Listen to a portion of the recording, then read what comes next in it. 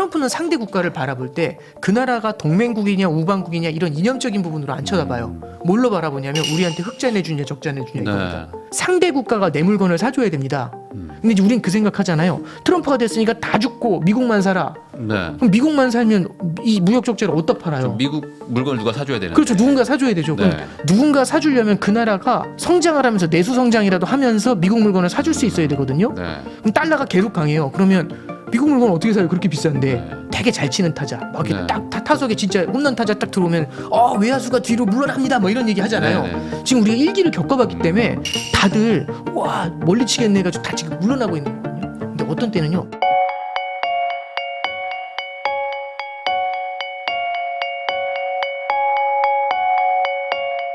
안녕하세요. 부익남TV의 부익남입니다. 올 한 해도 이제 진짜 얼마 남지 않았습니다. 그래서 지금 또 막 변동하고 있는 환율, 또 금리, 뭐 다양한 이야기들, 이 경제 이야기를 한번 들어보려고 모셨습니다. 신한은행 프리미어 패스파인더 오건영 단장님을 모시고 이제 경제 이야기 한번 나눠보도록 하겠습니다.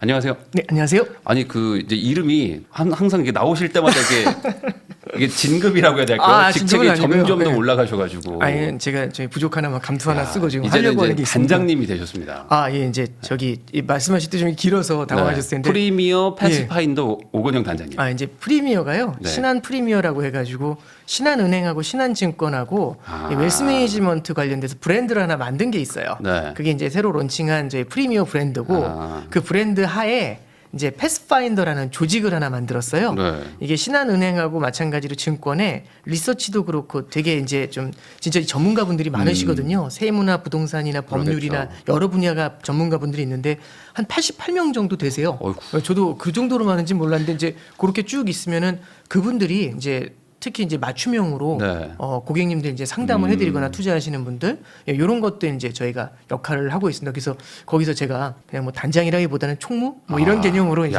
그냥 하고 있습니다. 단장님 밑에 88명이 그런 얘기가 아닙니다.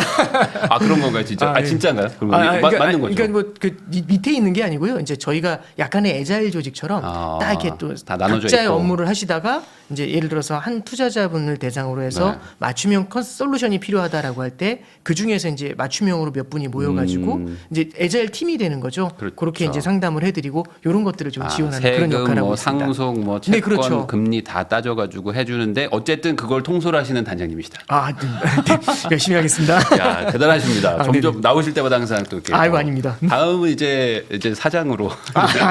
전혀 별 말씀입니다. 네. 꼭 그렇게 되시기를 또 아닙니다. 바라고요. 네, 그럼 이제 한번 본격적으로 얘기 한번 여쭤보겠습니다. 어쨌든 지금 가장 이슈는 그 트럼프 당선된 이후로 그 다음에 지금 뭐 미국 증시 막 튀고 막 환율도 막 올라가고 약간 뭐 조정은 뭐 이제 진정되긴 했지만 너무 갑자기 막 바뀌니까 도대체 이 트럼프 당선이 한국 경제에 어떻게 영향을 미치는 건지 제일 궁금하더라고요.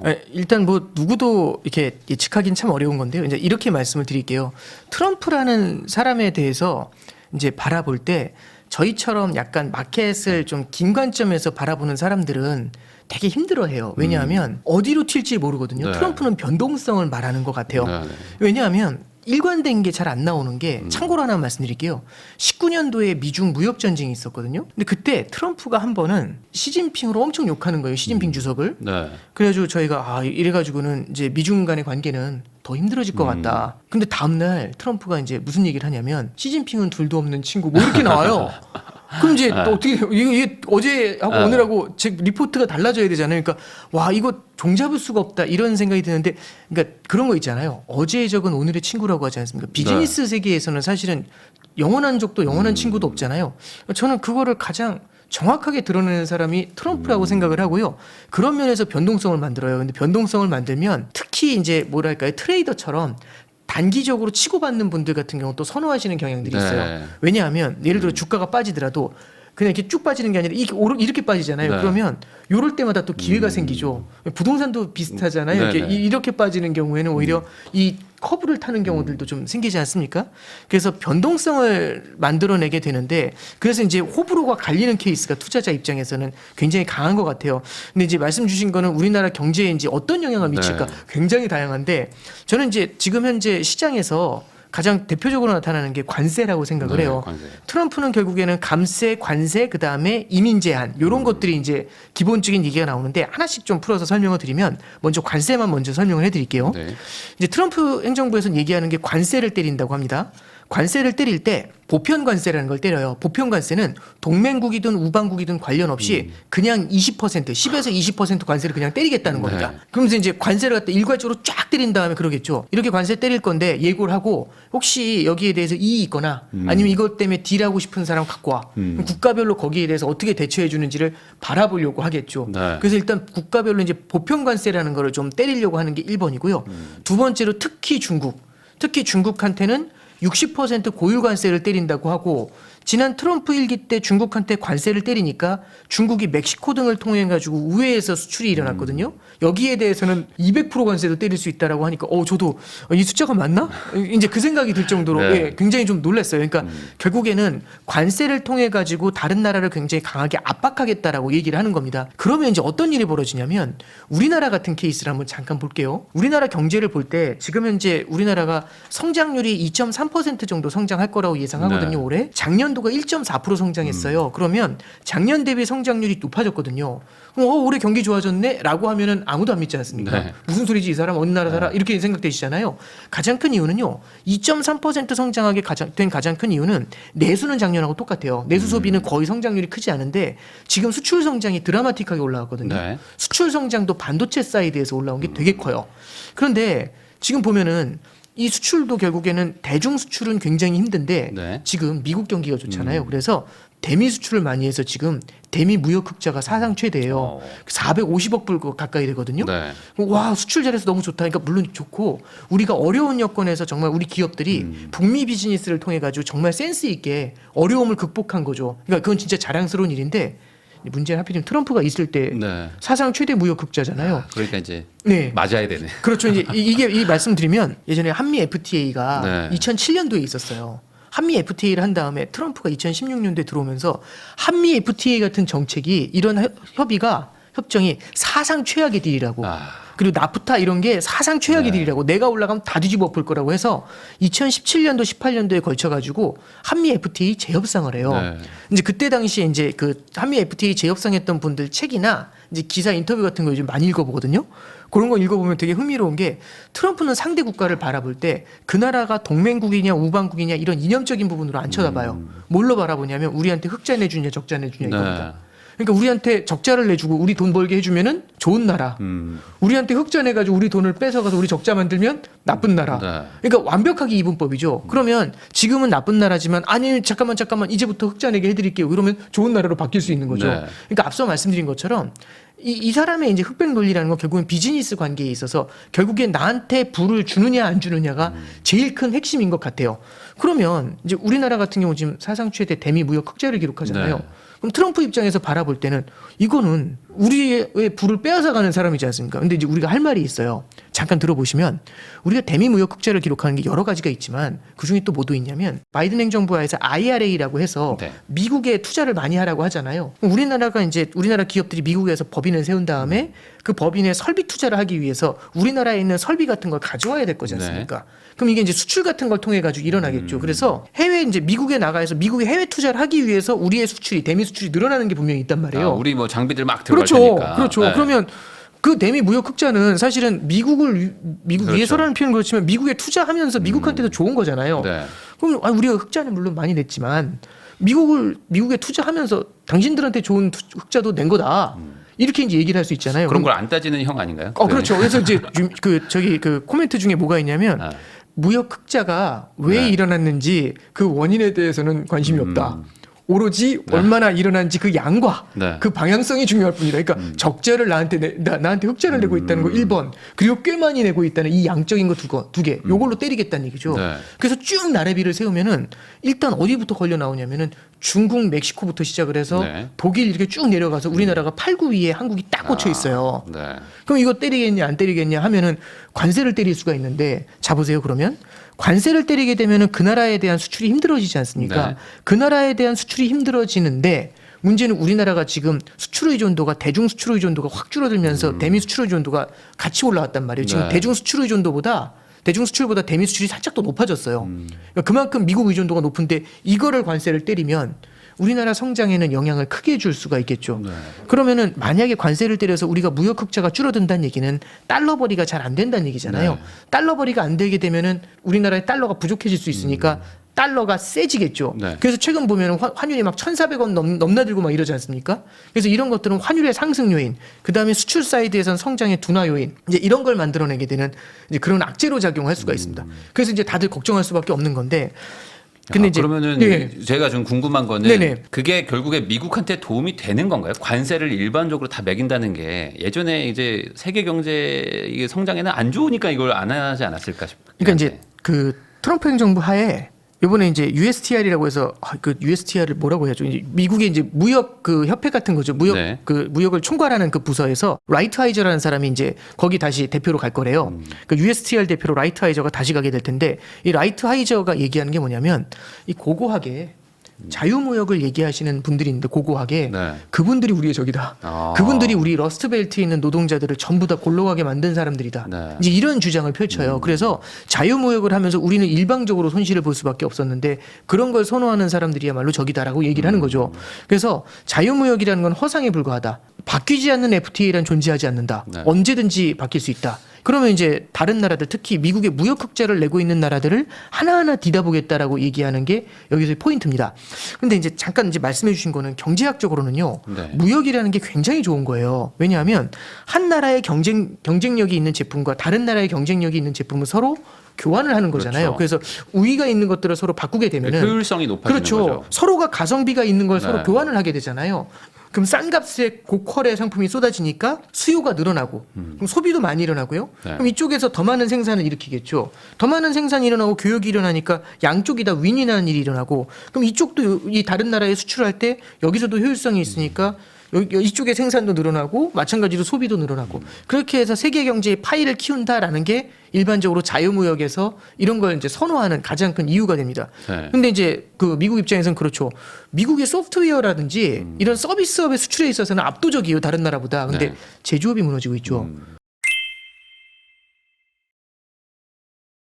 저는 좀 어떤 면에서는 미국도 좀 너무하는 게 크게 성장하고 있지 않습니까? 네. 크게 성장을 하는데 결국에는 이게 큰 성장의 파이가 한쪽으로만 너무 많이 몰리니까 다른 쪽이 모자라잖아요. 그러니까 자체적으로 이렇게 배분하면 그렇죠. 되는데 그러면 왜 자기들끼리 이거를 좀 배분하면 되는데 왜 그게 우리한테 아니라 하냐 이거지. 그렇죠. 그런데 딱 딴 데 보는 거죠. 누가 우리 걸 이렇게 네. 여기가 힘든 이유는 이 위에서 다 가져가서가 아니라 네. 너희들이 우리 파이를 뺏었기 때문이다. 이제 이 논리로 가는 거잖아요. 이해가 가는 부분도 있지만 좀 결국에는 우리나라의 관점에서 바라볼 수밖에 없는 건데 조금 어려운 부분이 있죠. 아, 그러면은 저 궁금한 게 또 하나가 네. 우리는 일방적으로 관세를 그냥 얻어맞기만 합니까? 아니면은 뭐 상호 어떤 뭐 이렇게 뭐 보복이라고 하면 좀 그렇고 뭐 이렇게 우리도 뭐 어떤 뭐 하는 게 있나요? 아니, 일단 제가 관세 쪽에 대해서 네. 좀 이렇게 설명을 해드리면 개인적으로는 관세를 물론 이제 때리겠지만 국가별로 똑같이 때리진 않고 조금씩은 차등을 두게 될 것 같아요. 말을 얼마나 잘 들어주냐. 이건가? 그렇죠. 그러니까 말도 잘 들어주는 것도 있지만 무엇을 선물로 주느냐가 더 포인트인 것 같아요. 네. 관세라는 건요. 이게 목적이 아니거든요. 관세를 때리는 게 목적이 아니라 관세를 때리는 건 수단이에요. 그럼 왜 관세를 때리는데 네. 내가 저 나라한테 적자를 보고 있으니까 저 나라의 관세를 때려서 상대 국가의 제품의 가격을 올려버리는 거잖아요. 네. 그럼 제품의 가격이 올랐으니까 우리가 살 때 부담이 되잖아요. 가격 부담이. 그럼 이쪽 물건을 덜 수입하겠죠. 네. 이래서 관세를 때리는 거지 않습니까? 상대를 압박하기 위한 목적으로. 네. 근데 잠깐만 보세요. 아까 제가 관세를 때리니까 어떤 일이 벌어지냐면 상대국의 통화가 약세로 가지 않습니까? 네, 네. 무역 흑자가 줄어든다는 그러네요. 기대 때문에. 그래서 우리나라 원화도 약세잖아요. 미국이 한국에 10% 관세를 때렸어요. 네. 근데 원화가 10% 하락합니다. 그러면 미국 네. 입장에서는 관세 때려서 10% 가격 올렸는데 원화가 10% 하락했으면 가격이 똑같은 거예요. 그래도 또 낮출 수 있으니까. 그렇죠. 이게 그러면은 10% 관세 때렸는데 10% 싸게 들어오는 거잖아요. 환율이 네. 떨어졌기 때문에. 네, 통화 가치가 떨어졌기 때문에. 그럼 미국 입장에서는 관세를 때린 게 모순이죠. 이거 왜 때렸지? 옛날에 그래서 2018년도에 중국 관세 때릴 때 중국이 그만큼 위안화를 절하했어요. 아. 그러니까 이제 트럼프가 약이 바짝 올랐었거든요. 네.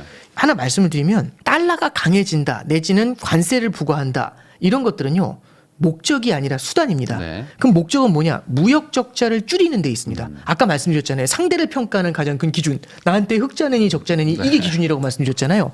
그래서 딱 봤는데 이 사람을 갖다가 그럼 뭔가 이렇게 너 우리 거 물건 사. 지금 너 돈 벌면 안 돼. 이러면 저쪽이 그냥 말을 안 듣잖아요. 네. 그럼 이제 뭔가로 압박을 해야 되지 않습니까? 그럼 관세 때릴 거야. 이제 이렇게 가져야 되죠. 그러니까 관세를 때린다는 것 자체가 관세를 때릴 거야라고 하면 저쪽이 무언가 액션을 해줄 거지 않습니까? 카운터 오퍼를 줄 거지 않습니까? 네. 때리지 마세요. 살살 하시면서 제가 대신에 이거 해드릴게요. 이런 얘기들을 할 수 있죠. 그래서 뭐가 있냐면 결국의 목적은 무역 적자를 줄이고자 함이잖아요. 네. 그럼 무역 적자는 뭘로 줄일 수 있는데 미국의 물건을 사주면 돼요. 네. 그래서 요즘 유럽에서 무슨 얘기 나오냐면 러시아 거 말고 미국 거 천연가스 사자고 LNG 사자고. 네. 그래서 보면은 트럼프 들어온 다음에 원자재 가격이 다 빠졌거든요. 왜냐하면 트럼프가 거버먼트 랜드라고 해서 국유지에 있는 원유 생산을 늘려가지고 기름을 퍼붓겠다고 해요. 네. 원자재 관련 그렇죠. 가격이 다 빠졌는데 미국산 천연가스 가격만 혼자 뛰어요. 그럼 이건 뭐지? 결국에는 다른 나라에서는 뭐라고 하겠습니까? 뭘 사주겠습니까? 이거라도 그렇죠. 사서 미국산 적자를 서로 농산물, 미국산 천연가스 이런 것들, 미국산 아니면 원유 같은 것들 이런 것들을 갖다가 결국에는 뭔가 줘야지 좀 네. 덜 할 거잖아요. 그러면 러시아 거 사느니 어차피 살 건데. 근데 대신 비싸겠죠. 좀 네, 가격이 좀 조금 비싸죠. 그래도 어차피 사느니 저 나라 걸 사준다고 하면 무역 적자가 좀 줄어들잖아요. 네. 그럼 때리더라도 그럼 조금 덜 때리지 않을까. 예, 그러니까 뭐냐면 아까 뭐라고 말씀드렸냐면 일괄적으로 관세를 쫙 던진 다음에 자 하나씩 가져와 보세요 이럴 거잖아요. 네. 그럼 여기서 이제 오퍼가 카운터 오퍼가 하나씩 올 거지 않습니까? 일단 두 가지를 보겠죠. 얼마나 그 오퍼가 매력적인지, 이 느낌이 주는지, 두 번째는 얼마나 빨리 오는지. 네. 미장미장 늦게 오면 별로 안 좋아하겠죠.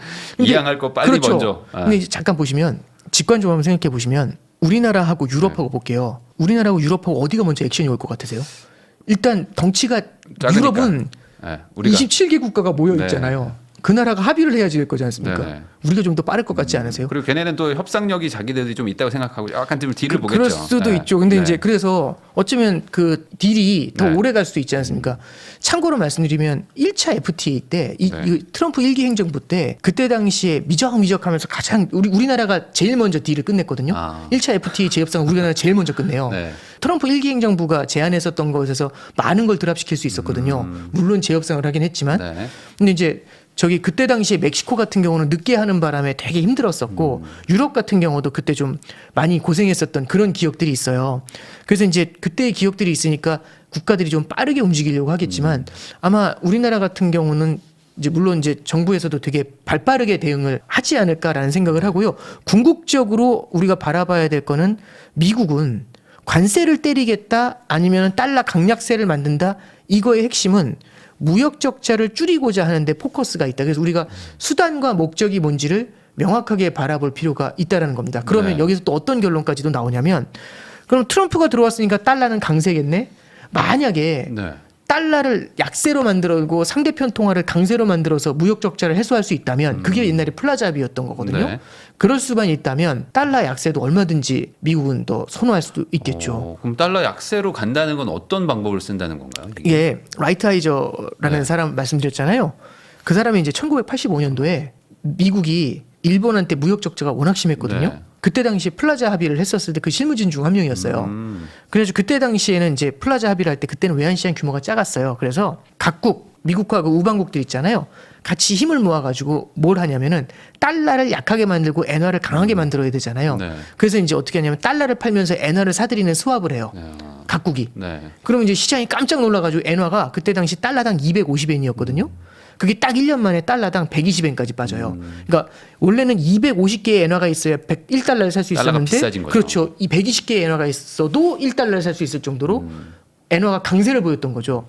그러니까 이제 이렇게 그때 당시에는 각 국이 모여가지고 외환 시장에서 일정 수준 개입을 할 수가 있어요. 네. 그렇게 해서 조절할 수 있는데 지금 같은 경우는 그때하고 라이트 하이저도 최근에 인터뷰에서 똑같은 얘기를 하는데 지금은 그때하고 달리 외환 시장의 규모가 너무 커져가지고 정부가 개입해가지고 그렇게 막 바꿀 수는 없어요. 옛날처럼 막 2배 절상하고 이런 게 안 되거든요. 네. 지금은 대신에 뭘 하냐면은 방향은 줄 수가 있죠. 예를 들어서 우리나라도 연준이 기준금리 인하한대 그러면 채권 시장 규모가 그렇게 끄지만 금리가 확 내려가잖아요. 그러니까 쏠림이 나타나지 않습니까? 네. 그럼 예를 들어서 미국에서 달러 약세 공조를 한대라고 하잖아요. 그럼 또 이제 달러 약세에 대한 방향성이 나올 거라는 생각을 하니까 시장이 확 밀고 갈 수 있죠. 근데 이제 이거는요. 옛날처럼 막 2배 절상 이런 게 아니라 뭐 10% 절상셔라 이런 것들 만들 수 있고 참고로 하나 말씀드리면 1기 FTA 때 말씀드렸잖아요. 트럼프 1기 때 보시면 2016년도에 트럼프가 당선이 되자마자 16년도에는 달러가 어마어마하게 셌어요. 그래가지고 원달러 환율이 1,100원에서 1,200원까지 올라갔거든요. 네. 근데 딱 딱 1년 만에 2017년도 1년 동안에 환율이 쫙 빠지면서 2018년도에 1,050원까지 빠졌어요. 그때 당시에 전 세계 통화가 다 달러 대비 강했거든요. 네. 그래서 달러 약세, 유로 강세, 달러 약세, 위안 강세, 달러 약세, 원화 강세 이런 그림 딱 구도 만들어졌는데 그게 이제 달러를 약세로 만들어서 다른 나라가 물건을 사도록 만드는 이제 그런 케이스였다는 거죠. 그래서 결국에 우리가 꼭 보셔야 될 건 뭐냐면 미국의 목적이 뭐냐? 네. 무역 적자를 줄이는 데 목적이 있죠. 달러를 강하게 만드는 게 목적이 아니고 그다음에 관세를 때리는 게 목적이 아니죠. 그래서 우리가 너무 이제 관세냐 달러 강세냐 이제 이런 것들에 너무 포커스를 두시는 것도 물론 이제 그 중요한 이슈겠지만 반대편도 한번 진짜 목적이 뭔지 그걸 한번 좀 주시해 볼 필요가 있습니다. 그러면은 미국의 어떤 입장에서 아까 뭐 러스트벨트 이런 얘기도 해주셨지만 네네. 제조업을 좀 부흥시켜 가지고 네. 하겠다는 그런 방향도 분명히 있을 거 아니에요. 그렇죠. 그러면 제조업이라는 건 기본적으로 약달러를 좀 바라는 거 아닙니까? 예. 실제로 그래서 2017년도에 그래서 이제 약달러가 나왔었던 거고요. 저는 이제 생각을 하는 게 이렇게 보시면 될 것 같아요. 플라자 합의 때 엔화를 2배로 절상해 버렸잖아요. 네.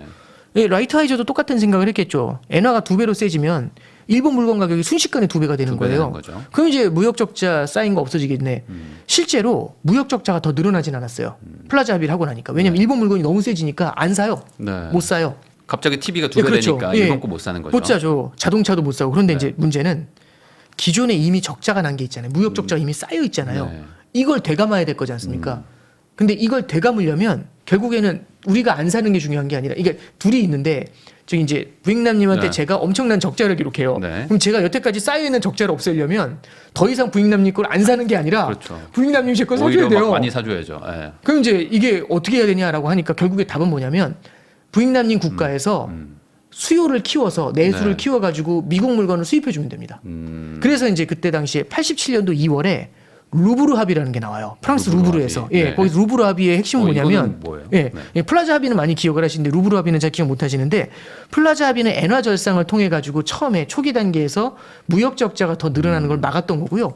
루브르 합의는 일본이 내수 경제를 키우기로 해요. 아. 그래서 금리 인하라고 부동산 규제를 풀어줍니다. 그때부터 이제 증시 튀고 그렇죠. 부동산 튀고 그게 부동산 버블이었죠. 그 돈 가지고 뭐 미국에 땅 사고 했던 그렇죠. 게 이제 다 그게 인위적이었던 거라고 봐야 되네요. 그러니까 그 정도까지 번질 거라고 생각 못 했겠죠. 근데 방향은 그렇게 잡았었다. 예, 그렇죠. 그러니까 이제 일본이 버블 경제가 되니까 있는 대로 미국에 있는 제품들이나 미국으로 들어와서 투자를 하고 그러니까요. 네. 결국에는 미국 같은 경우는 그 무역 적자 쌓인 거 다 되돌려요. 네. 대신에 이제 일본은 버블이 된 거죠. 그렇죠. 빵 터지면서 이제 이 미국의 무역 적자를 다 줄여주고 30년을 누웠다가 이제 일어나기 시작하는 거잖아요. 그게 이제 과거의 기억이었던 거죠. 야. 그래서 우리가 꼭 볼 건 뭐냐면은 결국에는 무역 적자를 되감으려면 상대 국가가 내 물건을 사줘야 됩니다. 근데 이제 우린 그 생각하잖아요. 트럼프가 됐으니까 다 죽고 미국만 사라. 네. 그럼 미국만 살면 이 무역 적자를 어디다 팔아요? 미국 물건을 누가 사줘야 되는데. 그렇죠. 누군가 사줘야 되죠. 그럼 네. 누군가 사주려면 그 나라가 성장을 하면서 내수 성장이라도 하면서 미국 물건을 사줄 수 있어야 되거든요. 네. 그럼 달러가 계속 강해요. 그러면 미국 물건 어떻게 사요? 그렇게 비싼데. 네. 그럼 이걸 되갚는 무언가가 아마 트럼프 행정부에서도 있을 것 같고요. 그래서 지난주에 뭐가 있었냐면 지난주 금요일 날 우리나라가 환율 관찰 대상국에 1년 만에 맞아요. 재등재됐어요. 네네네. 환율 관찰 대상국에 재등재됐다라고 하니까 많은 분들이 와, 또 달러가 또 세지겠네. 근데 그게 환율 관찰 대상국의 핵심은 뭐냐면 자국 통화를 약세로 만들어서 얍삽하게 계속 자국 돈 제품 벌고. 싸게 해가지고 미국에 수출 많이 하는 나라 때려주겠다는 게 네. 환율 관찰 대상국이거든요. 그러면 환율 관찰 대상국의 핵심은 달러 강세를 원하는 게 아니라 달러 약세를 만들고 싶은 거예요. 그러니까 달러 강세 만들어 가지고 자기들만 미국에 수출 계속하려고 하는 나라 혼내줄게 이거거든요. 네. 인위적으로. 그래서 그런 장난치면 죽는다. 이 얘기가 그 환율 관찰 대상국에 들어가 있어요. 트럼프 행정부에서 그거 강화할 거거든요. 네. 그 얘기의 핵심은 뭐냐면은 그럼 약달러로. 결국에는 약달러에 대한 니즈가 분명히 있죠. 그래서 아까 말씀드렸던 라이트 하이저도 그렇고 트럼프도 중간중간 약달러에 대한 얘기를 계속해서 해요. 그리고 우리는 그건 기억하잖아요. 트럼프는 저금리를 좋아한다고. 네. 금리 인하 좋아하거든요. 미국이 금리 인하를 많이 하잖아요. 양적 완화해서 돈 풀잖아요. 그럼 달러가 약해지겠습니까? 강해지겠습니까? 약해지겠죠. 그래서 이제 우리가 저는 이제 무슨 말씀을 드리고 싶냐면 첫 번째는 미국이 강력한 관세를 때리면 우리나라는 폭망하겠네. 네. 이 로직이 되게 요즘 강한 것 같고 그래서 환율도 뛰고 달러는 계속 세지겠네. 이 로직이 있거든요. 네. 물론 이게 분명히 일시적으로는 굉장히 강하게 나타날 수가 있어요. 근데 크게 봤을 때 트럼프 행정부 기간 중에 트럼프가 만약에 무역 적자를 줄이고 싶지 않아요. 다른 나라를 완전히 죽일 수는 없어요. 그러면 진짜 우리가 생각하는 것처럼 그러니까 트럼프가 온다 그러면 이제 이런 거 있잖아요. 야구도 보면 되게 잘 치는 타자 막 이렇게 네. 딱 타석에 진짜 홈런 타자 딱 들어오면 외야수가 뒤로 물러납니다 뭐 이런 얘기 하잖아요. 네, 네. 지금 우리가 일기를 겪어봤기 때문에 다들 와 멀리 치겠네 해가지고 다 지금 물러나고 있는 거거든요. 근데 어떤 때는요 예상외로 너무 많이 물러나는 것일 수도 있어요. 그럴 그러니까 수 있죠. 왜냐면 그때의 기억이 있으니까. 네. 그러니까 이제 달러라든지 이런 것들도 우리가 너무 일방적으로 무조건 강세 그리고 관세는 무조건 다 때려 네. 이런 것들이 아니라 그런 것들은 수단이죠. 요걸 레버리지로 이용해 가지고 뭘 하겠습니까? 결국에는 상대편이 우리나라 물건을 살 수 있게 무역 적자를 되돌리는 작업을 하려고 하겠죠. 그러면은 그래서 아까 이제 유로존 말씀드렸잖아요. 미리 네. 지금 LNG 살 준비하고 있다고 미국 LNG. 우리는 뭐 전투기 사고 뭐 이런 것도 막 그렇죠. 사고. 그러니까 네. 유럽에서 얘기하는 것 중에 하나가 또 뭐냐면은 우크라이나 지원 끊을 거잖아요. 국방비 그렇죠. 늘려라. 국방비 안 준다잖아요. 그러니까 유럽에서 우리가 17일반해서 아. 돈 모아서 미국 무기를 사오자. 아. 그 돈 우리가 내주면 그러네요. 되잖냐. 네. 그럼 우리가 대미 무역 흑자가 줄어드는 거 아니냐. 네. 그런 얘기도 하고 있어요. 어. 다들 솔루션을 뭐 통화를 어떻게 바꾼다, 관세를 때려맞자 이런 게 아니라 일단 그러면 미국이 원하는 무언가를 해줄 수 있도록 준비해 보자라고 하는 게 포인트가 되고 있는 우리가 거죠. 미국 물건 뭐 사줄 수 있을까를 지금 다들 따져보고 있는 거군요. 그렇죠. 이제 우리나라 같은 경우도 얼마 전에 뉴스 기사였던 것 같은데 이제 미국의 천연가스라든지 그런 에너지 수입에 대해서 아마 검토가 되지 않을까 그런 생각도 좀 들고 그러니까 무언가 그 대상을 저희가 그건 뭔지 모르겠지만 그 대상을 뭔가 찾으려고 노력을 하게 되겠죠. 그러면은 우리나라에서 어떤 제조업 기반의 수출 물건을 파는 회사들한테는 불리해지는 거네요. 그리고 이제, 미국에서 제조업 기반의 물건을 파는 사람 그런 회사들은 좀 유리해질 수 있고 이런 건가요? 관세가 부과되거나 달러 약세, 원화 강세 압력을 만약에 나중에 받는다. 네. 그게 어느 정도 강할지 모르지만 그런 것 때문에 제조업 수출이 힘들 수 있다. 힘들 수 있는데 트럼프 행정부 하에서는 미국의 성장을 강하게 만들고 싶은 거잖아요. 그렇죠. 그러니까 미국의 지금 소매 판매가 안 꺾여요. 그럼 미국이 만약 활활 계속해서 타오를 수 있다면 뭐 이제 여러 가지 악조건이 생기더라도 성장의 파이가 커지게 되면 그러니까 예를 들어서 우리가 옛날보다 덜 팔게 됐습니다. 그 옛날에는 50개 팔았는데 원래 60개, 70개 늘려야 되지만 관세나 이런 것 때문에 힘들어졌습니다. 네. 그래도 그 나라의 성장이 너무 세면 70개, 80개까지는 못 팔아도 50개에서 55개, 60개 이렇게는 팔 수도 있겠죠. 그래서 네. 하나 꼭 말씀드릴 게 결국에는 트럼프가 미국의 성장을 가져간다는 얘기는요. 미국의 경제 성장이 지금보다 만약에 더 강해지잖아요. 그러면은 어차피 또 수입은 또 그렇죠. 해야 된다. 예. 아니, 미국은요. 기본적으로 소비의 나라예요. 네. 우리도 그쪽에 상응하는 무언가를 주면서 수출을 끊겠다 이런 얘기는 아니니까.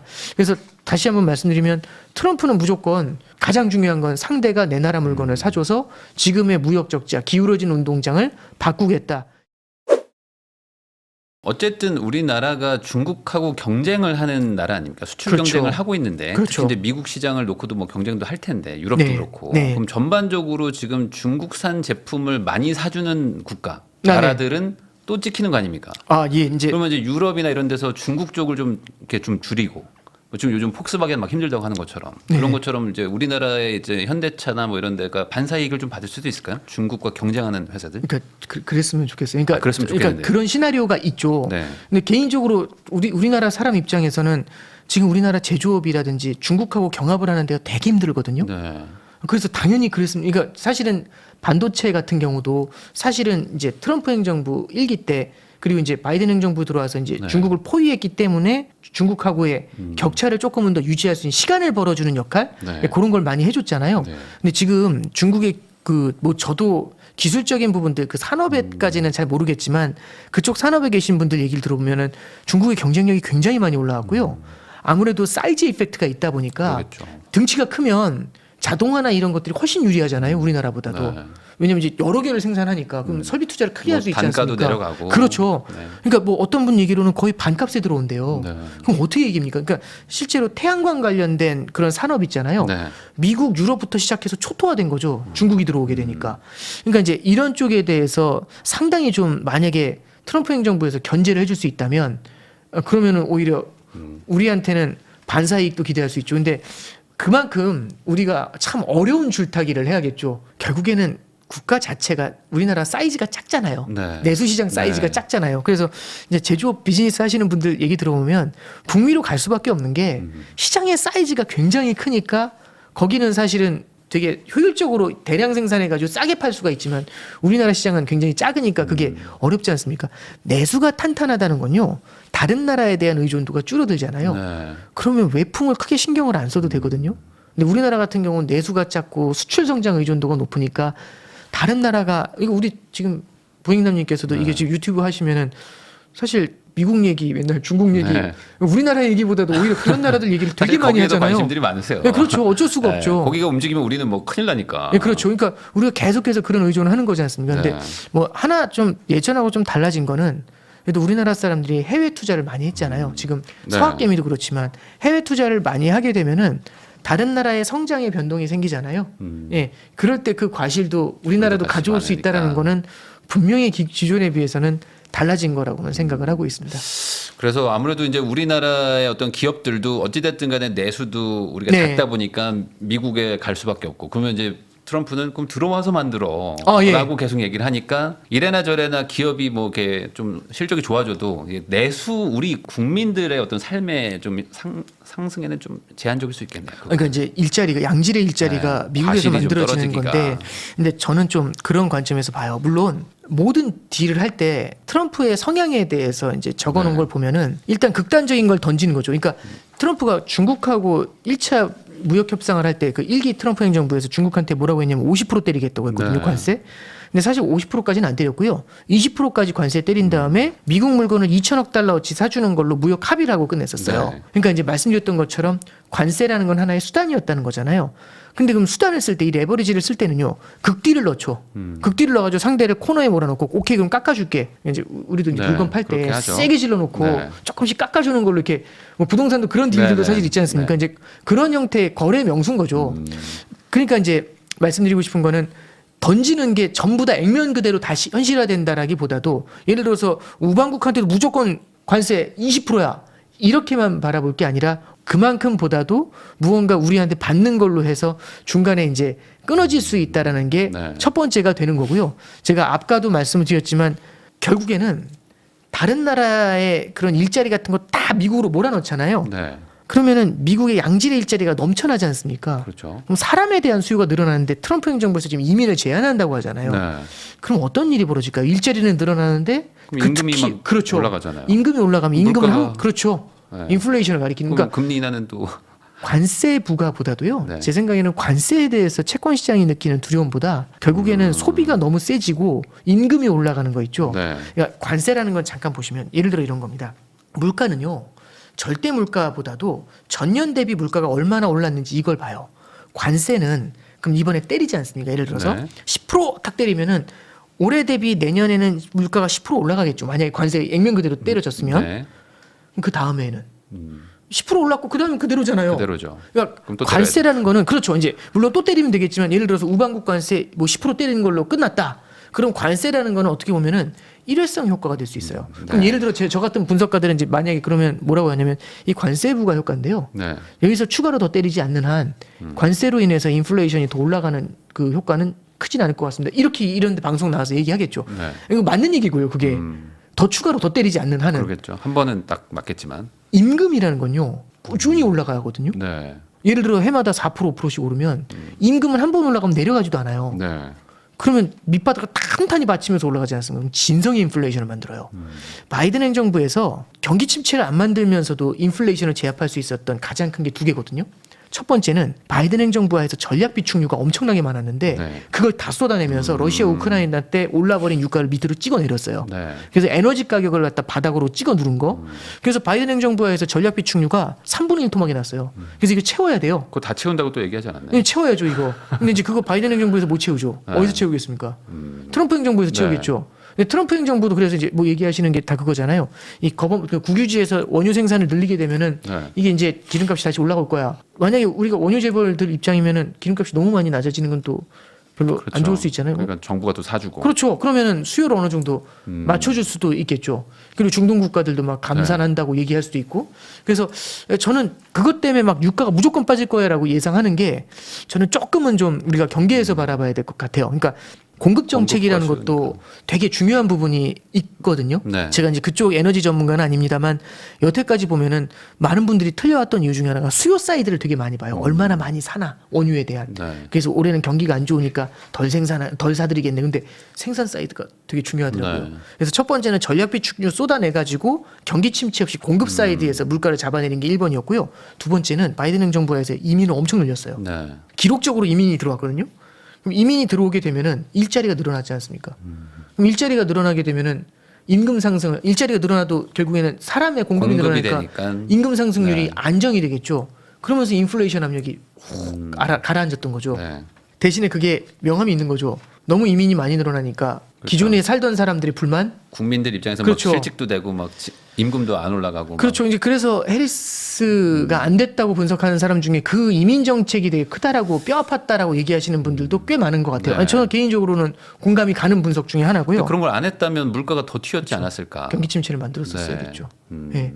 그래서 저도 이제 예전에 22년도에는 금리가 막 높아졌을 때 마일드한 수준의 경기 침체는 오지 않겠냐. 네. 그때 이제 마일드한 수준이라는 얘기를 여기서도 아마 했을 텐데 그 말씀 드렸던 이유가 이제 많은 분들이 꽤 혹독한 경기 침체를 겪을 수 있다라고는 했지만 저는 그 결국엔 은행들의 자본이 되게 풍부하고 네. 그리고 기존에 이 경기 침체를 겪어봤던 경험 때문에 사실은 여러 가지 이제 방어막들이 있어서 금융 시스템을 건드릴 게 아니라서 그런 큰 아주 심각한 위기보다는 네, 네, 네. 마일드한 수준의 맞아요. 경기 침체가 네. 있을 것 같다. 이제 이런 말씀을 그런 얘기 드렸었어요. 하셨어요. 네. 근데 아예 안 왔잖아요.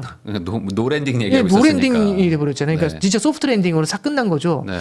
이제 그게 이제 틀려나간 이유는 이제 대부분 다 수요가 급전직할 것이다. 금리를 높여놨으니까 이렇게 예측하면은 경기 침체를 보는 거고. 네. 저 같은 경우는 수요는 하락하더라도 금융 시스템은 안 건드리니까 덜 할 거야라고 얘기할 수 있는 사람이 있는 거고. 그 다음에 이제 좀 수요 사이드가 아니라 공급 사이드에서 알아서 물가를 갖다 눌러버리니까 오히려 이 수요 사이드를 갖다 위축시키지 않아도 알아서 물가가 안정이 되는 효과가 있었잖아요. 트럼프 행정부에서 만약에 이민을 제한해버리면 그럴 확률이 높죠. 지금 뭐 제1호 행정명령 하겠다고 하니까. 추방도 있잖아요. 네, 지금 추방을 일단 첫 해서 번째는 추방부터 시작하잖아요. 늘리지도 않고 오히려 줄인다고 하면. 그리고 이제 멕시코에서 장벽 세운다는데 그래서 이민 제한에 대해서 바라보실 때 제일 팩트가 뭐냐면 제일 좋은 게 멕시코 패스와 보시면 돼요. 멕시코 패스와는 두 가지로 움직이거든요. 첫 번째는 바이든 행정부에서 패스와 가치가 엄청 올랐어요.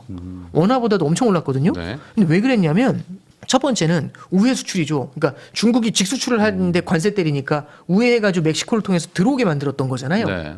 그러면 이제 이 우회에서 들어오는 거에 지금 장벽 세우잖아요. 그러면 멕시코에 세운 공장들의 수출이 안 되겠죠. 그렇죠. 그럼 우리나라 입장에서 굳이 멕시코에 공장 세울 이유가 없어지지 않습니까? 그럼 멕시코로는 이제 자본 유입이 줄어든다는 게 1번. 네. 두 번째는 멕시코 사람들이 미국에 가서 일을 한 다음에 본국으로 송금을 넣어요. 네. 대규모로 이민을 추방하면 그게 많이 어려워질 수 있겠죠. 네. 그런 것들도 이제 작용을 하면 그러면 멕시코로의 달러 유입이 줄어들게 되지 않습니까? 그럼 페소화 가치가 떨어지게 되겠죠. 떨어지죠. 달러 값이 뛰면서. 네. 그래서 만약에 이제 이민 제한이 거기서 만약 세게 들어오게 되면 관세보다도 오히려 임금 상승의 요인이 되면서 이게 진성의 인플레이션을 만들 수가 있지 않나. 이제 그건 사실 되게 두려워요. 그래서 너무 미국 한 곳으로 너무 성장을 많이 몰아넣잖아요. 이런 것들이 주는 부작용에 대해서도 아마 고민은 조금 하지 않을까 좀 그렇게는 조심스럽게 생각하고 있습니다. 그러니까 얘기를 듣다 보면 결국에 이제 물가가 다시 또 튈 수 있다라는 식으로도 들릴 수도 있을 그렇죠. 것 같거든요. 그렇죠. 그러다 보니까 이제 뭐 금리 인하라든지 뭐 이런 것들이 뭐 이제 뭐 물 건너 갔다 뭐 이런 얘기들도 들리고 네. 그러다 보니까 이제 뭐 미국 국채가 막 다시 막 튀고 막 이런 일들이 보여졌었는데 그러면 그럴 확률이 더 높다라고 우선은 지금 추정하고 봐야 되는 건가요? 아니면은 이게 또 다시 뭐 금리 인하의 어떤 여지가 다른 게 또 있을 수도 있는 건가요? 지금 이제 채권 시장에서 금리가 뛰는 걸 두 가지로 볼 수가 있는데요. 금리가 뛰는 요인은 두 개입니다. 하나는 성장이 강해지거나 아니면 네. 두 번째는 물가가 오르거나 두 개거든요. 근데 트럼프 당선 직후에는 성장에 대한 요인이 컸던 것 같아요. 근데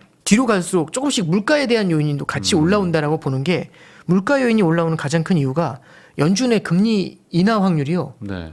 빠르게 줄어들고 있어요. 원래는 시장이 기대하는 것보다는 늦게 네. 시장이 원하는 것보다는 적게 금리 인하할 것 같습니다라는 얘기를 계속해서 해드렸었어요. 네.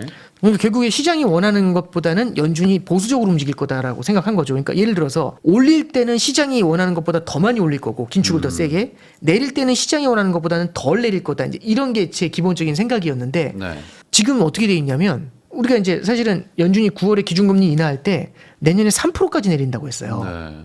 그리고 연준은 뭐라고 했냐면 아니다. 우리는 내년에 3.4까지 내릴 거야. 이렇게 이제 둘이 팽팽하게 맞섰어요. 그러니까 시장은 2.9를 보고 있었고 이제 저기 연준은 3.4를 보고 있었어요. 0.5 정도 차이 나잖아요. 그래서 이제 그러면 2.9보다는 3.4가 맞을 것 같아. 시장의 기대보다는 적게 하니까. 네. 이렇게 봤던 거거든요. 근데 지금 어떻게 돼 있냐면 이게 시장이 2.9를 보는 게 아니라 지금 3.9를 보고 있어요. 시장이 3.9. 연준보다 높아요. 네네. 연준이 3.4인데. 네. 근데 그러면은 연준보다 시장이 더 보수적이 됐네? 그게 아니라 연준은 3, 6, 9, 12월에 한 번씩 점도표로 그걸 찍어요. 그래서 찍을 시간이 없어서 네. 그랬어요. 아마 마음속으로 지금 그 레벨보다 위에 찍고 있지 않을까 생각은 돼요. 4.3, 4 정도. 그렇죠. 이렇게. 4.1 뭐 네. 이렇게 찍을 수 있죠. 그러니까 이제 뭐라고 하냐면 최근에 연준 위원들이 나와서 하는 얘기를 잘 들어보시면요. 뭘 보셔야 되냐면 이 연준이 이제 처음에 말할 때 뒤에 디테일보다는 앞에 판 깔고 가는 게 있어요. 뭐라고 했냐면 22년도에는 성장은 양호하지만 물가의 상방 위험이 되게 큽니다 이랬어요. 성장의 하방 위험은 약하지만 물가의 상방 위험이 높아서 금리 인상하겠다 이렇게 얘기했거든요. 네. 근데 이제 23년도 하반기에 들어오면서 경기 침체 얘기 나오고 물가가 좀 잡혀가니까 네, 네. 물가의 상승 위험은 좀 둔화가 됐고 성장의 하방 위험이 조금씩 커져서 둘이 밸런스가 됐어요라고 얘기해요. 밸런스도 됐다고. 그러니까 뭐 요즘 얘기하는 걸로 2분이에요. 뭔지 이런 얘기 네. 하는 거죠. 그래서 이제 둘이 맞았다고 얘기했어요. 그럴 땐 이건 뭘 얘기하는 거냐면 더 이상 금리 올릴 필요가 없다는 얘기죠. 네. 그래서 작년 말에 금리 인상이 멈춘 거예요. 근데 올해 들어와서는 뭐라고 하냐면 물가의 상방 위험은 굉장히 많이 줄었지만 이제 성장의 하방 위험이 너무 커졌다. 네. 그래서 우리는 이제부터 금리 인하에 들어가야 된다. 이런 얘기를 했거든요. 그 딱 3달 만에 지금 최근에 나오는 얘기는 뭐냐면 물가의 상방 위험은 좀 다시 높아지고 있고 높아지고. 성장의 하방 위험은 많이 닫힌 것 같다고. 그래서 네. 금리를 빨리 내려야 될 이유를 찾지 못하겠다라는 게 파월 의장의 지난번 며칠 전에 했었던 네. 그 인터뷰의 워딩이에요. 그 얘기는 뭐냐면 점도표 바꾸겠다. 결국엔 그러면 이제 12월에 찍을 점도표는요. 적어도 지금 시장이 3.9를 찍고 있지 않습니까? 그거보다 살짝 높을 수도 있을 것 같은데요. 예를 들어 4.1 이렇게 찍어 놓을 수도 있고.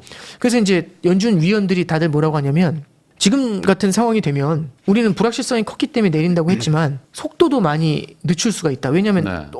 어차피 많이 못 내릴 거잖아요. 지금이 4.5에서 4.75면 그럼 예를 들어 12월에 한번 내린다고 쳤을 때 지금 시장에서 어떻게 보냐면 12월 그다음에 내년 3월 내년 6월에 인하하고 끝낸다고 보고 있거든요. 금리 인하 사이클이 이번에. 네, 네. 내년 말까지 그 정도로 끝난다고 보고 있거든요. 3번 인하하는 거예요. 그것도 분기별로 한 번씩 6월이면 끝나요. 그러면 이제 시장에서는 원래는 3% 밑으로 내려간다고 했었던 시장의 그 연준의 기준금리가 2.9를 보고 정도. 있는데 지금 3.9 네. 이렇게 보고 있으면 깜짝 놀라잖아요. 지금 채권 시장이 되돌리는 이유 중에 하나도 연준의 금리 정책에 대해서 다들 깜짝 놀라고 있죠. 그래서 연준의 통화 정책을 가장 많이 반영하는 게 미국의 2년 국채 금리예요. 네. 미국 2년 국채 금리가 지금 4.3까지 올라와 있어요. 그럼 그러니까 이게 뭐 많이 올랐다 이런 말씀이 아니라 잠깐 보세요. 지금 연준 기준금리가 우리 예상이 그 연준 기준금리가 하루짜리거든요. 그거보다 0.1, 0.2 정도 높으면은 2년 금리면 돼요. 그럼 2년 금리가 4.3이라는 얘기는 그럼 지금 4.12 정도. 그러니까 그 정도 보고 내려도 있다. 네. 많이 못 내린다는 거 시장이 조금씩은 인지를 하고 있는 거죠. 네. 요즘 이제 어디 세미나나 이렇게 저 방송 불러주실 때 가장 많이 요청해 주신 게 트럼프를 좀 얘기해 주십시오. 이제 네. 이렇게 얘기하시는데 제가 트럼프는 잘 모르고 연준 얘기를 그럼 굳이 보통 이렇게 그러니까 왜냐면 지금 CPI 요번에 소비자 네. 물가지수 이렇게 썰렁하게 지나간 건 오랜만에 본 것 네, 같아요. 네. 아무도 관심 없으시던데요. 이제 물가 뭐 잡혔다고 그렇죠. 이런 얘기를 계속 나오고 지금 있고. 트럼프가 중요하지. 네. 저런 게 뭐 중요하냐 이제 이거고 연준이 뭐 중요하냐. 지금 그 분위기잖아요.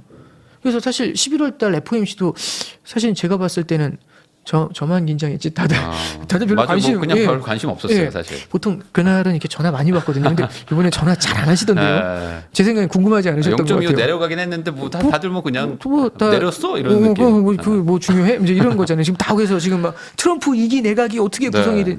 근데 의외로 이제 우리가 빈집털이라고 하잖아요. 연준 의외로 안 보고 있다가 네. 이 연준이 항상 그래요. 너무 관심 가져주면 싫어하는데 또 너무 관심 없으면 좀 속된 말로 쌩까고 있잖아요. 네. 그러면 이거 되겠냐 이러면서 이제 한 한 번씩 들어올 때가 있죠.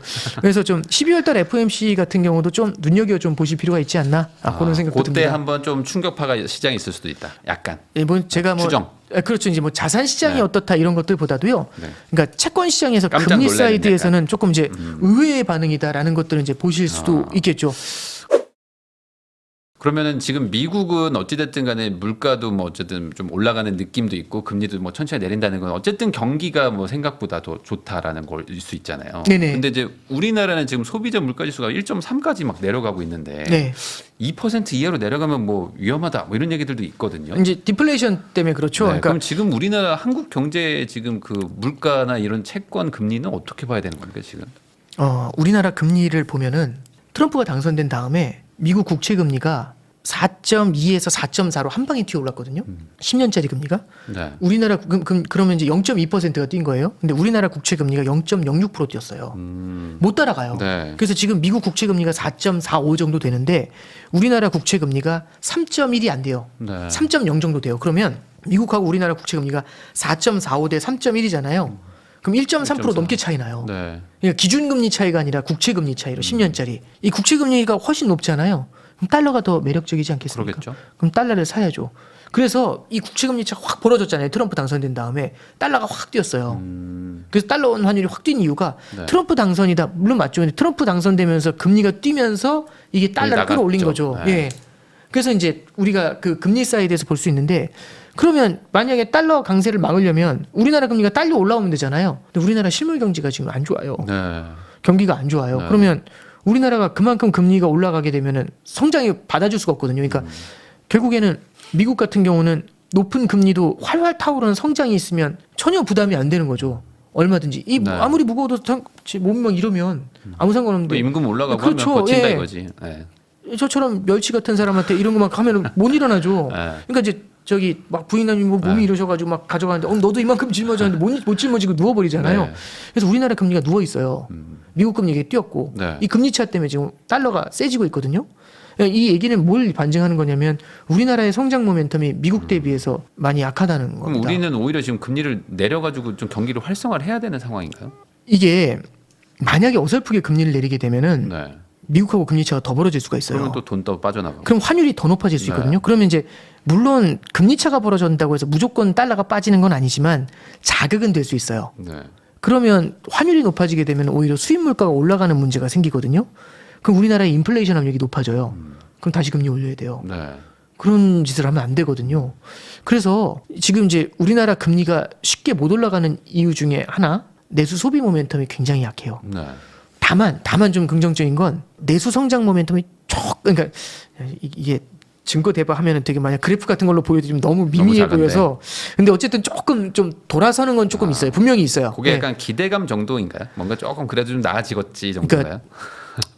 조금만 더 보시죠. 그러니까 저도 데이터가 이제 몇 달 더 너무 나오는 약해서. 거, 예, 그러니까 아, 너무 지금 이제 조금 그래도 좀 긍정적으로 저는 보고 싶거든요. 약간의 개인적으로. 반등이 있었다. 예, 그래도 어쨌든 조금 내년에는 그래서 내수 소비 경제가 네. 좀 돌아오지 않겠냐. 그래서 내년을 바라볼 때 우리나라 성장률 전망하시는 분들 보면 관세 충격으로 수출이 둔화가 되는 건 맞을 것 같지만 내수 소비에서 약간 워낙에 안 좋았었으니까 이게 돌려지는 게 있을 거잖아요. 네. 그러니까 좋아집니다 이게 아니라 워낙 안 좋은 데서 벗어납니다 정도는 될 수 있거든요. 그러면 이걸로 조금 뭐랄까요 맞춰는 줄 수 있죠. 근데 말씀드렸던 것처럼 소비 모멘텀이 약하니까 소비자 물가지수도 그렇고 말씀드렸던 것처럼 금리도 빠르게 못 올라오는 거예요. 네. 하나 더 말씀을 드리면은 지금 저기 소비자 물가지수 2% 이제 1.3% 말씀해 주셨잖아요. 네. 이게 만약 더 내려가게 되면은 디플레이션 압력이 미국 중국처럼 커져요. 네. 중국이 그래서 이제 디플레이션 압력이 커진다고 하니까 너무 깜짝 놀래가지고 잘못 걸리면 일본처럼 30년 눕거든요. 네. 그래서 지금 막 물불 안 가리고 부양책 쓰겠다고 막 그렇게 이제 얘기하고 있지 않습니까? 네. 그래서 만약에 우리나라 소비자 물가지수가 만약에 여기서 더 내려가잖아요. 네. 그럼 우리나라도 아마 조금 좀 그 여러 가지 고민들을 좀 인플레와 디플레 사이에서 되게 많은 고민을 해야 될 겁니다. 보통 그러면 금리를 뭐 낮추지 않더라도 뭐 예. 정부가 부양책을 쓴다거나 뭐 이런 것들을 할 수 있다는 얘기인가요? 그런 것들 아마 고민할 수 있죠. 근데 금리 인하가 일단은 먼저 나올 텐데 네. 근데 이제 금리 인하도 이게 몇 차례 인하되면서 실물 경제에 도움을 줘야 되는데 지금처럼 외환 시장이 불안할 때는 특히 미국 금리 벌어지면서 네. 그러면 통화 정책 사이드에서도 발목이 묶일 수가 있어요. 네. 그래서 이제 그럴 때는 다른 형태의 경기 부양에 대해서 아마 정부 당국에서도 고민을 아마 하게 되겠죠. 예. 그래서 저기 말씀해 주셨던 질문이 되게 저한테도 무거운 주제예요. 근데 일단은 내수 모멘텀이 안 좋다라는 거는 팩트. 네. 근데 다만 최악에서 조금씩 벗어나고 있지 않냐라는 그런 기대감 요거는 좀 있다. 요 정도로 정리해 드리겠습니다. 과거 정권들은 막 SOC 사업 갑자기 막 하고 막 갑자기 땅 파고 막 이런 거 하잖아요. 네. 그러니까 이제 이게 갑자기 공사 예. 건설비 막 늘리고. 그러니까 이제 지하철 오히려 만들고. 저보다 훨씬 전문가시겠지만 지금은 그때보다 달리 팔 데가 없잖아요. 다 팔았잖아요. 그러니까 이제 효율성이 안 나오지 않습니까? 옛날처럼 이렇게 진짜 그러니까. 그럼 우리 안 되니까 판교라도 개발합시다. 네. 이러면 이제 그런 데는 사실은 효율성이 나오는데 지금은 사실은 주요 지역들 같은 경우는 개발이 다 했고. 예, 굉장히 많이 돼 있잖아요. 예. 그러니까요. 자, 그러면은 지금 또 금리를 만약에 뭐 낮춘다면 또 환율 문제 때문에 이것도 쉽지 않을 수도 있다. 네, 그렇죠. 그러면은 올해 말 정도도 그냥 동결 정도로 그냥 예, 우선은. 올해는 동결을 좀 보고 있고요. 네. 내년에 한두 차례 추가 인하는 할 수 있을 것 같습니다. 근데 미국이 내릴 때 우리도 같이 그렇죠. 정도. 미국이 한두 차례 더 내린다고 지금 이제 말씀드렸던 것처럼 그 정도 레벨이면 우리나라도 한두 차례 정도의 기준금리 인하는 가능할 것 같은데요. 네. 대신에 낮추는 속도가 느리겠죠. 예, 그래서 한국은행 같은 경우도 되게 신중하게. 네. 근데 결국에는 내수 부양 쪽에 내수 경기 침체, 내수 경기가 하방 위험이 있다는 거를 방어해주기 위한 차원에서 약간은 패시브하다, 방어적이다 그런 관점에서의 되게 좀 느린 금리 인하 이런 게 가능하지 않을까 싶습니다.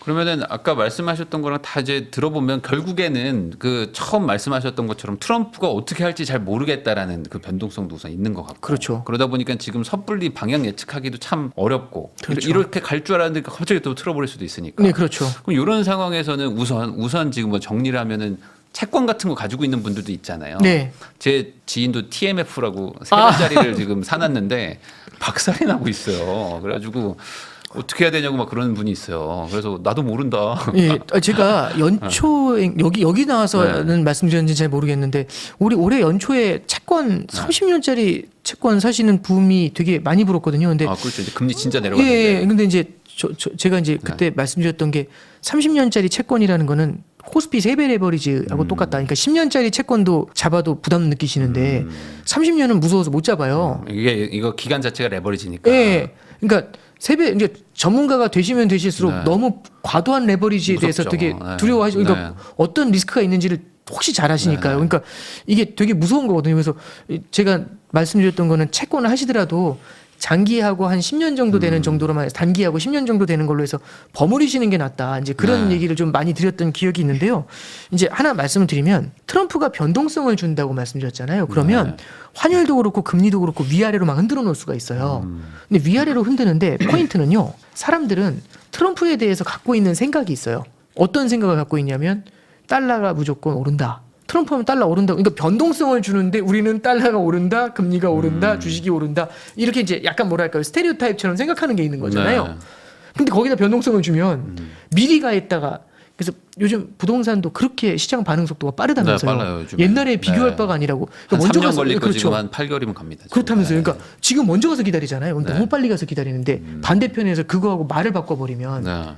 얘기가 달라질 수가 있지 않습니까? 이럴 때 레버리지 같은 거 쓰면 큰일 나겠네요. 그렇죠. 그래서 저는 좀 말씀드리고 싶은 게 변동성을 준다고 말씀해 주신 게 저는 포인트인데 그 변동성 하에서는요 너무 예비 동작을 세게 취하는 거 예비 동작 취할 수밖에 없죠. 투자를 하다 보면. 근데 네. 예비 동작을 세게 취한다는 게 말씀해 주셨던 것처럼 부동산으로 따지면 그게 레버리지일 거고 네.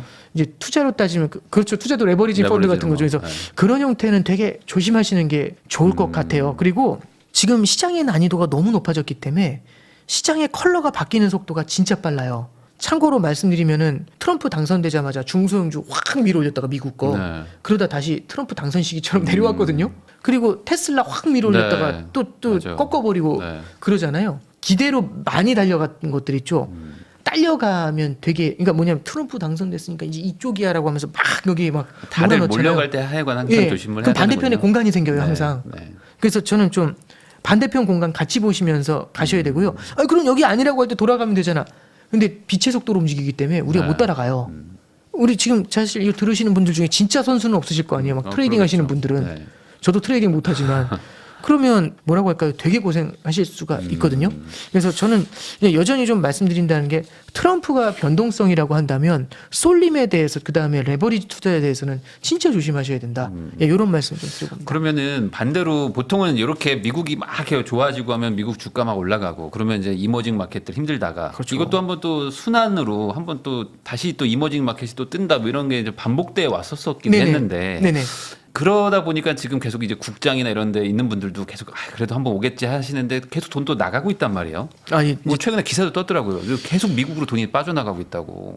예. 그러면 이 기조는 우선 당분간은 이렇게 갈 수밖에 없는 건가요?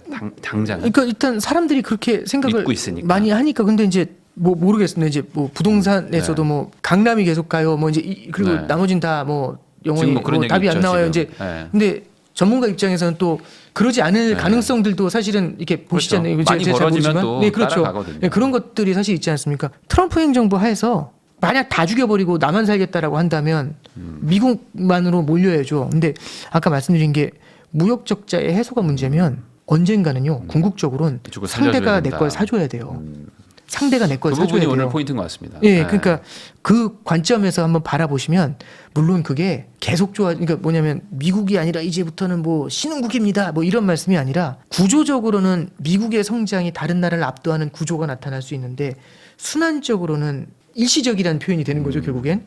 일시적으로는 신흥국들, 미국 이외의 국가들이 또 한 번 정도씩 캐치업하는 그러니까 이런 거잖아요. 뭐 오피스텔 끝났습니까? 그러면 네. 이제 여러 가지 얘기가 있지 않습니까? 근데 저는 그래서 메인 디쉬지만 사이드가 되게 사이드 맛집도 나올 수 있다. 네. 이제 그런 얘기를 좀 같이 좀 버무려 드립니다. 네. 그러면은 되게 복잡하네요. 그렇죠. 진짜 복잡하네. 지금. 변동성입니다. 네, 지금 되게 복잡하네. 그래서 모든 가능성을 지우는 게 아니라 다 미국으로 몰 거야 이게 아니라 어떤 때는요. 그래서 많은 분들이 그런 얘기도 하세요. 이제 저는 개인적으로 좋아하는 얘기는 아니지만 미국은 양털 깎기랍니다라는 네. 얘기 하잖아요. 양의 털을 깎으려면요. 첫 번째 양의 털을 복실복실하게 올라오게 해줘야 돼요. 그래야죠. 그래야 깎지 않습니까? 근데 그냥 됐다 들이까자마자 양 털도 없는 걸 그냥 이렇게 밀면 그게 바보죠. 네. 근데 우린 그거잖아요. 이 양은 다 죽었어. 양털 네. 깎을 거야. 근데 어떻게 깎습니까? 양털이 없는데. 예. 그래서 어떤 때는 이게 키우고 깎고 야. 이런 것들도 있거든요. 그러면 약 달러를 좀 갈 수도 있겠다. 지금은 예. 잘 예상이 안 되지만 예. 약 달러 방향으로 막 가려고 하고 나름 그러니까 이제 뭔가 좀 그렇게. 내년에 약달러입니다. 네, 이러면 그건 이제 아니지만. 그럼 이제 약간 좀 이상한 사람처럼 보일 수 있는데 왜냐하면 네. 컨센을 반대로 얘기할 때 네. 제일 욕을 많이 먹어요. 그래서 그렇죠. 그거는 시기는 누구도 예상할 수 네. 없는데 우리가 이런 거 있잖아요. 일방적으로 강달러로만 생각하시는 거는 오히려 반대편에서는 이 트럼프라는 사람이 워낙에 변동성이 있기 때문에 우리가 이 리스크에 대해서는 감안해야 된다. 그래서 제가 앞서 말씀드렸잖아요. 시진핑은 나쁜 사람이라고 했다가 다음날 네. 둘도 없는 친구가 되잖아요. 네. 그러니까 결국의 핵심은 적자 흑자를 바라보는 게 제일 큰 것 같아요. 네. 네, 그 관점에서 한번 고민했으면 좋겠습니다. 네, 우리나라 앞으로 변동성 심할 것 같습니다. 관세도 한번 뭐 맞을 것 같고, 근데 또 예. 뭐 협상하고, 예, 또 그러면서 예. 막 주가 출렁이고, 예. 또 뭐 근데 또 뭐 환율 튀었다가 내려갔다가 예. 막 아주 그냥 고생 좀 할 것 같은데. 그러니까 정해져 있는 게 아니고요. 네.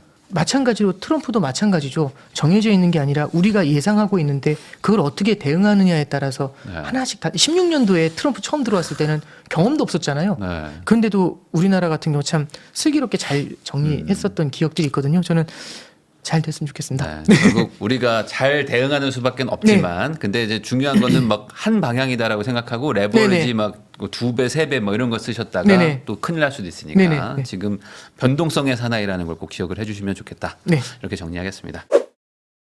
지금까지 신한은행 프리미어 패스파인더 단장님이시죠. 오건영 단장님 모시고 트럼프 이제 2.0 시대의 부의 흐름부터 이제 어떤 이제 경제 방향으로 갈지 다양한 이야기 나눠봤습니다.